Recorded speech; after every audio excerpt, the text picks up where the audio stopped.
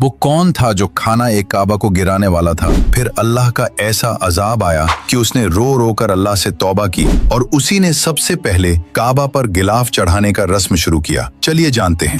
जो मुकद्दस गिलाफ हजारों सालों से खाना ए काबा पर चढ़ता आ रहा है। इस रिवायत की शुरुआत एक ऐसे बादशाह के हाथों से हुई जिसका नाम था तुब्बा। तुब्बा दरअसल एक लक़ब था जो यमन के बादशाहों को दिया जाता था। ये उस वक्त की बात है जब तुब्बा हेरी मदीने वालों का दिल जीतने के बाद मक्के की तरफ अपनी हजारों फौज के साथ रवाना हुआ। तो फौज के सरदारों ने तुब्बा को भड़काना शुरू कर दिया। वो सरदार कहने लगे, ए बादशाह, ये अरब का सबसे मशहूर शहर है, काबा में बड़े बड़े खजाने हैं, अगर आपने उसे फतेह कर लिया तो पूरी दुनिया में आपका नाम होगा। बादशाह खाना ए काबा की अजमत से बिल्कुल अनजान था। उसने सरदारों की बात मान ली और काबा को लूटने और गिराने का इरादा कर लिया। जैसे ही तुब्बा और उसकी फौज ने काबा पर हमले का इरादा किया तो उसी लम्हे उन सब में एक खौफनाक